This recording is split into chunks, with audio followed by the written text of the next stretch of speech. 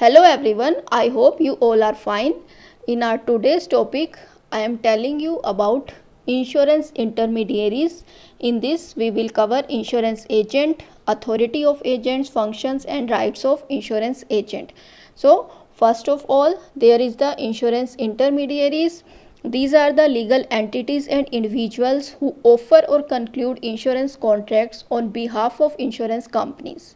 And according to section 2F of IRDA Act 1999, intermediaries or insurance intermediaries include insurance brokers, insurance consultants, surveyors and loss assessors. As we know that insurer in insurance contract promises to compensate the insured, and the insurance transactions are carried out through intermediaries. So here insurance intermediaries are bridging the gap between prospective insureds and the insurance companies. For handling their work, insurance intermediaries have to take license by the IRDA, and these intermediaries are governed by the Insurance Regulatory and Development Authority Insurance Broker Regulations 2002.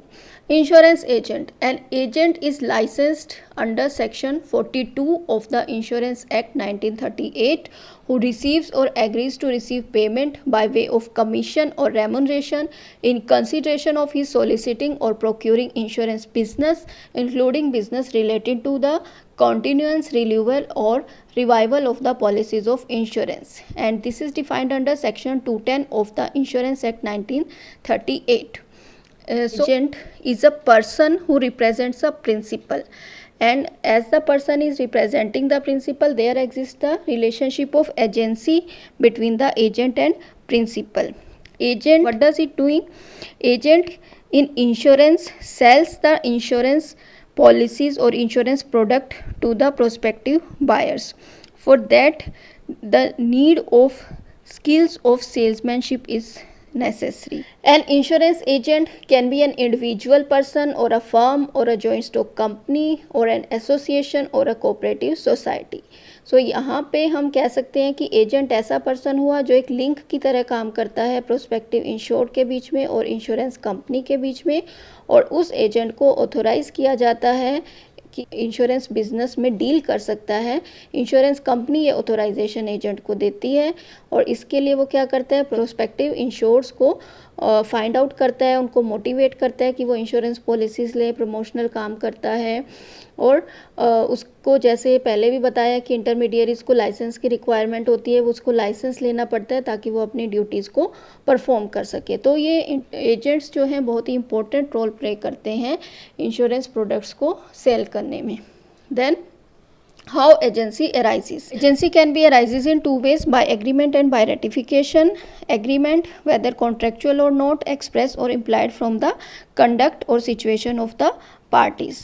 And ratification जो है ये एक तरह की process है जिसमें authority दी जाती है एक पहले के किए हुए एक्ट के लिए, authority for a retrospective act, and so that's why it is called back dating approval. और ये जो अथॉरिटी दी जाती है, जो अप्रूवल दिया जाता है, ये राइटिंग में भी हो सकता है, वर्बली भी हो सकता है, या कंडक्ट के थ्रू भी हो सकता है। जैसे मान लो कोई पर्टिकुलर पर्सन है, उसको एज अ एजेंट जो है काम करने के लिए पहले जो है किसी तरह की एक्सप्रेस अथॉरिटी नहीं दी गई थी, लेकिन बाद में जो है इंश्योरेंस जो कंपनी है उसने उसके कामों के लिए अप्रूवल दे दिया, तो इस तरीके से ये बैक डेटिंग अप्रूवल माना जाएगा और इसी को हम रेटिफिकेशन कंसीडर करते हैं। After that authority of agents, three type of authority हो सकती है, actual, apparent and authority for necessity. Actual authority is known as express authority. Express authority जो है डेलिब्रेटली इंश्योरेंस कंपनी जो है अपने कामों को करने के लिए अथॉरिटी एजेंट्स को देती है, वर्बली हो सकती है, राइटिंग में भी हो सकती है, और एक्सप्रेस और इम्प्लाइड दोनों हो सकती है। एक्सप्रेस की अभी हमने बात की। Implied actual authority is to perform acts which are reasonably necessary to accomplish the purpose of organization, which is incidental to express authority. अगर हम इंश्योरेंस से रिलेटेड एग्जांपल देना चाहें, लाइक कि अगर जो है इंश्योरेंस एजेंट को अथॉरिटी दी गई है to solicit the applications for the insurance on behalf of insurer। तो implied authority इसमें क्या हो सकती है कि वो टेलीफोन करेगा जो एजेंट है प्रोस्पेक्ट्स को, ताकि वो अरेंज करा सके सेल्स अपॉइंटमेंट्स मीटिंग्स पर्सनस के साथ, इंश्योर्स के साथ। तो अपने काम को परफॉर्म करने के लिए उसे जो जो एक्स्ट्रा या जो भी नेसेसिटी उसको लगती है वो सब वो रिक्वायरमेंट्स पूरी करता है। तो ये सब इम्प्लाइड एक्चुअल अथॉरिटी के अंडर आ जाते हैं। Then apparent authority, it is also known as ostensible authority. इसमें क्या होता है, अपेरेंट अथॉरिटी में एक प्रिंसिपल जो है वो लाइबल हो जाता है एजेंट के एक्ट्स के लिए अगर प्रिंसिपल ने कोई इस तरीके का इम्प्रेशन दिया है थर्ड पार्टी को कि वो पर्सन जो एक्ट कर रहा है एज अ एजेंट या कुछ भी बोल रहा है, कुछ भी बता रहा है, वो सब प्रिंसिपल के बिहाफ पे ही कर रहा है। और इस तरीके से जब वो एजेंट मान लिया गया थर्ड पार्टी की तरफ से और प्रिंसिपल ने उस टाइम पे जो है इस किसी भी तरीके से अपने इम्प्रेशन से, अपनी कंडक्ट से ऐसा शो किया कि वो एजेंट है, तो बाद में वो जो है उस पर्सन को अपना एजेंट होने से मना नहीं कर सकता। तो यहाँ पे एस्टोपल का प्रिंसिपल अप्लाई हो जाता है। Then authority of necessity automatically जो है अराइज होती है सिचुएशंस की वजह से, जहाँ पे प्रिंसिपल के बिहाफ पे एजेंट को ऑथोराइज कर दिया जाता है कि अगर इमरजेंसी सिचुएशन आ गई है तो आपको जो है कुछ डिसीजंस लेने पड़ सकते हैं ताकि किसी तरह का नुकसान जो है इंश्योरेंस बिजनेस को ना हो। तो यहाँ पे तभी अप्लाई हो सकती है अगर एजेंट जो है ओनर के बेनिफिट के लिए काम कर रहा है और ऐसी जो है पॉसिबिलिटी नहीं है कि वो उससे कम्युनिकेट कर सके ओनर से और उससे कोई इंस्ट्रक्शन ले सके। ये जो ओरिजिन हुआ है इस टाइप की अथॉरिटी का, नेसेसिटी की जो अथॉरिटी है, इसमें जो है शिप से रिलेटेड जो कंडक्ट्स होते थे वहाँ पे ओरिजिन हुआ है। शिप मास्टर को जो है ship master is considered to act in emergency as a agent of ship owner, ताकि वो प्रिजर्व कर सके शिप को और कार्गो को। ठीक है, तो शिप मास्टर जो है शिप ओनर का एजेंट के फॉर्म में काम करता है इमरजेंसी सिचुएशन में, ताकि जो भी शिप है या उसका जो भी सामान है उसको कोई नुकसान ना पहुंचे। Then role or functions of insurance agent, given below are the functions of agents that are laid down in regulations 8 of the LIC Agents Regulation 1972. First is to obtain and procure new business. It is the duty of agent to solicit certain specified amount of new business as required under the rules. नया business लाना उसका काम होता है।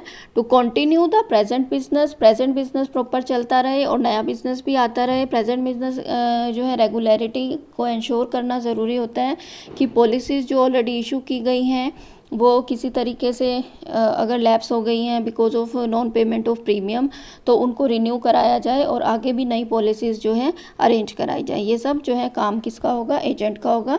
Then to inquire into the full details of the prospect, भी function जो है consider किया जाता है एजेंट का कि उसको इंक्वायरी करनी पड़ती है इंश्योर्ड के बारे में सारी, उसकी इंश्योर्ड के कैरेक्टर के बारे में, उसकी हैबिट्स के बारे में, हिस्ट्री ऑफ फैमिली के बारे में, occupation, profession.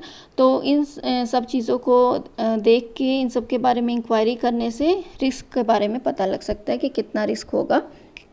Then assisting in selecting of policy, insurance agent जो है प्रोस्पेक्टिव इंश्योर्स को गाइड कर सकता है कि कौन सी पॉलिसी उनके लिए एक्यूरेट रहेगी, उनकी नीड्स और रिक्वायरमेंट के अकॉर्डिंग कौन सी सुटेबल रहेगी। Motivating the policy holders, insurance agent का ये भी फंक्शन होता है कि उसको पॉलिसी होल्डर्स को मोटिवेट करना है कि वो टाइमली प्रीमियम दे और अलग अलग पॉलिसीज़ के बारे में बता के उनको जो है बिजनेस बढ़ाने की कोशिश करनी होती है।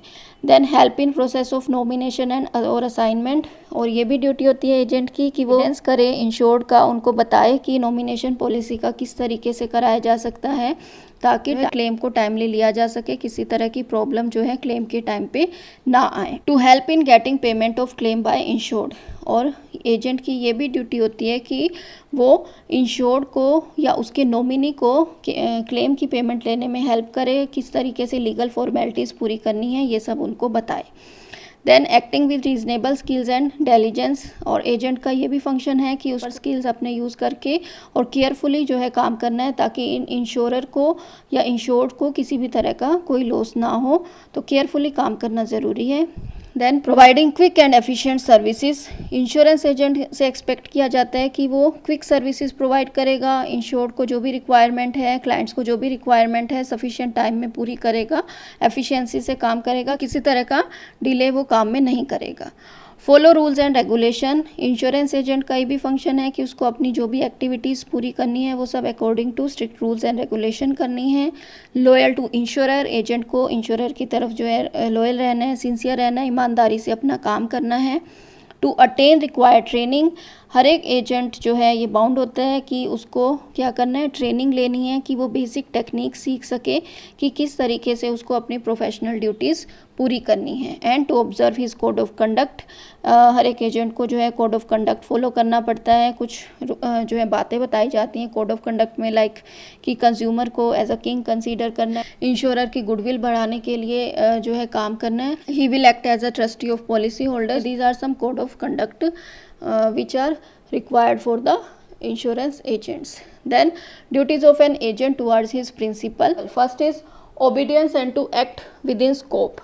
एजेंट की ये पहली ड्यूटी होती है, प्राइमरी ड्यूटी माना जाता है कि उसको अपने जो भी काम करने हैं अपनी अथॉरिटीज़ के अंडर ही रह के करने हैं। जो भी स्कोप है उसकी अथॉरिटी का जितना मेंशन किया गया है कि वो काम कर सकता है उसी के अकॉर्डिंग करना है। अपनी अथॉरिटी से बाहर जाके, अपनी पावर्स के बियॉन्ड जाके उसको कोई काम नहीं करना है। और अगर वो ऐसा करता है और उससे प्रिंसिपल को कोई भी नुकसान होता है, कोई लॉस होता है, तो वह एजेंट को बियर करना पड़ेगा और प्रिंसिपल जो है उसके इस तरीके के काम को एक्सेप्ट करने से ना कर सकता है। Then delegation of authority, agent जो है अपनी अथॉरिटी डेलीगेट नहीं कर सकता, अपनी अथॉरिटी एंड रिस्पॉन्सिबिलिटी को दूसरों को नहीं दे सकता जब तक कि उसको स्पेशली डेलीगेशन के लिए अथॉरिटी ना दी जाए। Then due care and diligence, ध्यान से जो है स्किलफुली उसको काम करना है, ईमानदारी से काम करना है। अकाउंटेबिलिटी, उसको प्रॉपर अकाउंट्स बना के रखने हैं, जो भी मनी उसको इंश्योर्ड से मिलती है उनको प्रॉपर टाइम पे जो है इंश्योरेंस कंपनी में डिपॉजिट कराना है और सारी डिटेल्स जो है प्रॉपर अकाउंट मेंटेन करके रखनी है। Then deals only in principal's name, agent जो है प्रिंसिपल के नेम में ही थर्ड पार्टी के साथ डीलिंग करेगा और अगर वो अपने नाम से डीलिंग करता है तो उसके लिए प्रायर कंसेंट उसको प्रिंसिपल से लेनी होगी। Communicate and obtain instruction in case of difficulty, it is the duty of agent to communicate with principal and seek his instruction in case there is such type of circumstances that he can't take decision himself, then he has to consult to the insurer। इस तरीके से ही वो proper जो है काम कर सकता है और प्रोटेक्ट कर सकता है इन प्रिंसिपल के इंटरेस्ट को। लेकिन अगर इमरजेंसी सिचुएशन है, वो कॉन्टैक्ट नहीं कर पा रहे हैं, तो नेसेसिटी की अथॉरिटी यहाँ पे अराइज हो सकती है। एंड नो सीक्रेट प्रॉफिट, किसी तरह का अननेसेसरी जो है सीक्रेट प्रॉफिट नहीं कमाना है। रेशन बनता है एजेंट का, वही उसको लेना चाहिए। Not to use information obtained in the course of agency against the principal, अगर जो है एजेंट को कोई सीक्रेट इन्फॉर्मेशन मिलती है, किसी तरह की जो है पर्टिकुलर इन्फॉर्मेशन उसके पास है, तो वो इंश्योरेंस कंपनी के अगेंस्ट उसको यूज़ नहीं करनी चाहिए। और या किसी तरीके से इन्फॉर्मेशन का मिसयूज़ करना चाहे तो इंश्योरर जो है उसको स्टॉप कर सकते हैं। Duty to protect and preserve the principal's interest on his death and insanity, insurer की डेथ हो जाती है या वो इंसेन हो जाता है तो उस केस में एजेंसी टर्मिनेट हो जाती है और तब भी एजेंट की ये ड्यूटी बनती है कि किसी तरीके से भी इंश्योरर के इंटरेस्ट को हार्म नहीं पहुंचना चाहिए, उसको वो चीज़ें ध्यान रखनी होंगी। Then the rights of an agent, right of retention, agent को ये राइट है कि जितना भी पैसा उसको प्रिंसिपल से इंश्योरेंस बिजनेस के अकाउंट में मिल रहा है उसमें से अगर जो है उसने पहले कोई एडवांसेस पे किए हुए हैं या कोई एक्सपेंसेस जो है अपनी तरफ से पे किए हुए हैं तो वो अमाउंट्स जो है वो रख सकता है और अपने कमीशन के अमाउंट को भी वो डिडक्ट कर सकता है। राइट टू रेमुनरेशन, एजेंट को ये राइट है कि वो अपनी सर्विसेज के लिए कमीशन ले सकता है, लेकिन ये उसको तभी मिलेगा अगर उसने कंप्लीट एक्ट जो है, जो भी काम उसको दिया गया है जिसके लिए रेमुनरेशन पेएबल है, वो काम उसने पूरा कर दिया हो। But the agent who is guilty of any misconduct, कोई भी गलत अगर काम किया है, कोई गलत व्यवहार किया है कॉन्ट्रैक्ट से रिलेटेड, तो उस पार्ट के लिए उसको रेमुनरेशन लेने का राइट नहीं बनता। Right of lean, lean is the possession right, और एजेंट को जो है पर्टिकुलर लीन मिलता है प्रिंसिपल की प्रॉपर्टी पे। तो एजेंट जो है कोई भी गुड्स या पेपर या कोई और प्रॉपर्टी जो भी प्रिंसिपल की उसके पास हैं वो सब जो है अपने पास तब तक रख सकता है जब तक कि उसको उसके ड्यूज अमाउंट मिल नहीं जाते, प्रिंसिपल उनकी पेमेंट्स नहीं कर देता। Then right to be indemnified, agent is entitled to be indemnified by the principal against the consequences of all lawful act done by him. As the representative of principal. Right to compensation, अगर agent को कोई भी injury आई या कोई ऐसे accident हो गया, उसके साथ कोई भी प्रॉब्लम हुई due to negligence of principal, तो उसको राइट है कि वो प्रिंसिपल से इस चीज़ के लिए कंपनसेशन ले सकता है। This is all about our today's topic. For knowing about our coming video, you should subscribe our channel, and in next video I will tell you about the next part of insurance intermediaries. Thank you all and have a nice day.